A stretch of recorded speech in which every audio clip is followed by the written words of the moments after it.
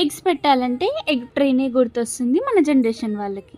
లేదు ఎగ్స్ ఎలా అయినా పెట్టొచ్చు అని చెప్తారు మన అమ్మ జనరేషన్ వాళ్ళు, అమ్మమ్మల జనరేషన్ వాళ్ళు.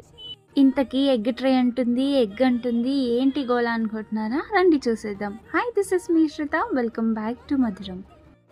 ఊర్లో నాటుకోళ్ళు ఉన్నాయండి పొలం దగ్గర. అవి గుడ్లు పెడుతున్నాయి. మీరు కూడా తీసుకెళ్ళి తినండి, ఆరోగ్యానికి చాలా మంచిది అని అత్తయ్య మామయ్య ప్రతిసారి చెప్తూ ఉండేవాళ్ళు. కానీ ఇన్ని గుడ్లు అక్కడి వరకు ఎలా తీసుకెళ్ళాలి? ఒక్కటి పగిలిపోయినా చాలా స్మెల్ వస్తుంది, చుట్టుపక్కల ఉన్న వాళ్ళు కూడా చాలా డిస్టర్బెన్స్ క్రియేట్ అవుతుందని చాలాసార్లు స్కిప్ చేసాం. కానీ ఒకసారి అత్తమ్మ వినకుండా ఓ డబ్బాలో బియ్యం పోసేసి ఆ బియ్యం మధ్యలో ఎగ్స్ ఫిట్టిన్ అయ్యేలాగా పెట్టేసి పంపింది. ఒక్క ఎగ్ కూడా పంపలేదు. ఆల్మోస్ట్ మాకు 4 to 5 hours ఆఫ్ జర్నీ జరుగుతుంది.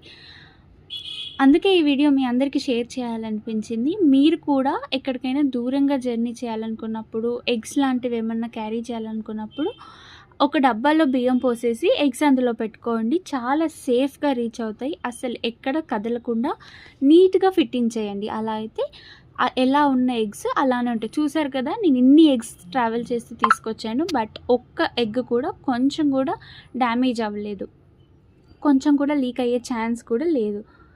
అండ్ ఈ బియ్యం కూడా తర్వాత మేము వండుకున్నాం. ఇవి కూడా మాకు చాలా బాగా యూజ్ అయ్యాయి. చూసారు కదా, ఓన్లీ ఎగ్స్ ట్రేలో మాత్రమే, ఫ్రిడ్జ్లో మాత్రమే కాదండి, ఇలా కూడా పెట్టుకోవచ్చు. బియ్యంలో పెట్టుకున్న సేఫ్గానే ఉంటాయి ఎగ్స్.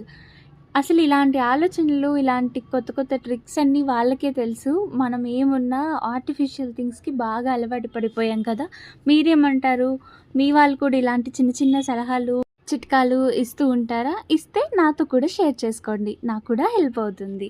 ఇదేంటి బియ్యం కొంచెం బ్రౌన్ కలర్లో ఉన్నాయని చూస్తున్నారా? అంత బ్రౌన్ ఏం కాదండి, అవి పాలిషింగ్కి పంపిస్తాం కదా. అవి మా పొలంలో పండిన బియ్యమే కాబట్టి పాలిషింగ్కి పంపించినప్పుడు అంత ఎక్కువ ఓవర్ పాలిష్ చేయకుండా లైట్గా చేయమని చెప్తాము, సో దట్ అది హెల్తీగా ఉంటుంది అని. ఓవర్ పాలిష్ చేయడం వల్ల అన్హెల్తీ అయిపోతుంది మన పొలంలో పండిన పంట కూడా.